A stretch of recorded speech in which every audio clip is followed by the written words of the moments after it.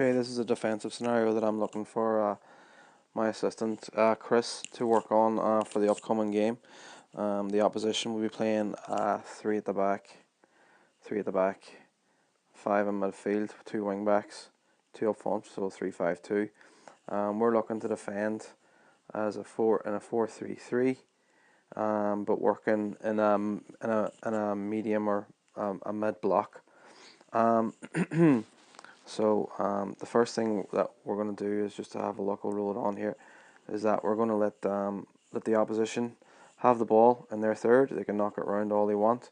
I mean, even if they do look to play long balls, we're in good position. We're well set up there to defend the long ball. So yeah, we make sure that we're in good starting positions. Our wingers are tucked in. Our strikers sitting deep. We've got 3v3 here in midfield, and two strikers are occupied by two centre halves and also two fullbacks. Starting positions is tucked in nice and tight when the ball is in their third of the field.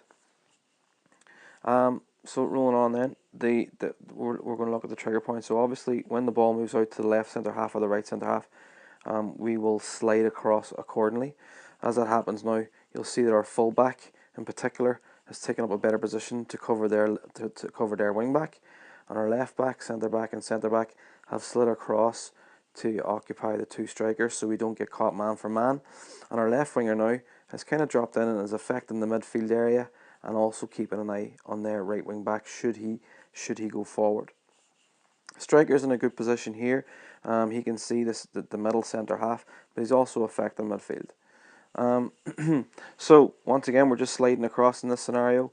The trigger points is in the middle third of the field. So if the left centre half or the right centre half, in this case it's the left centre half, if he decides to step forward with the ball, then our right winger will then make sure and isolate that left centre half, and we're looking to force the ball.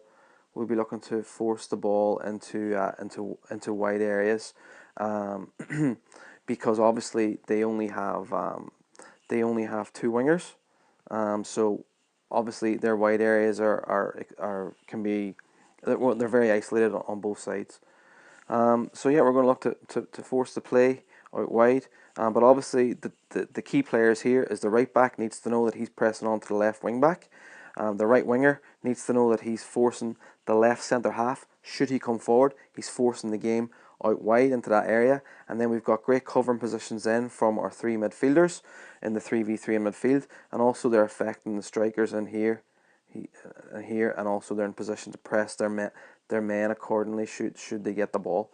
On top of that too, the striker needs to see that if it's a case that we're set up like this, we actually, if we win the ball back, we'll be in good position to go forward. So now the striker can actually, when he knows that we're forcing the game wide, he knows that he can actually take a little risk now and maybe pin the other centre half back a little bit.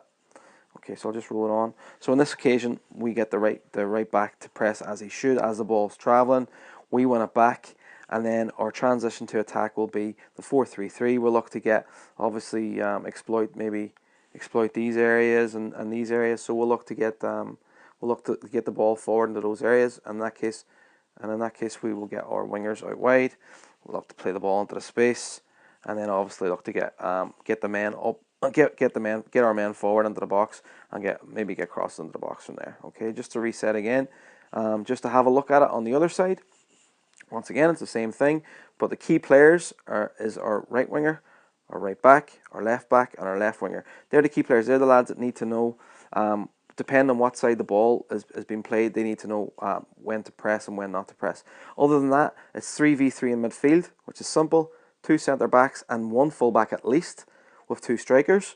And our striker will be covering, pinning back in their centre half. So just once again, just to refresh it, this time when the ball goes out the right side, they can have it there. But when he steps in, we're looking to isolate the play, force the game out wide. Once again, we've got good covering positions in midfield, force the game wide, and we've done well here. Now, if it's a scenario where, in this case now, the wing back beats our full back, so he's getting into space, then obviously we're going to have a problem. Okay, so we might have to look at our centre half, looking to come and make a defence there, but he needs to know when to go.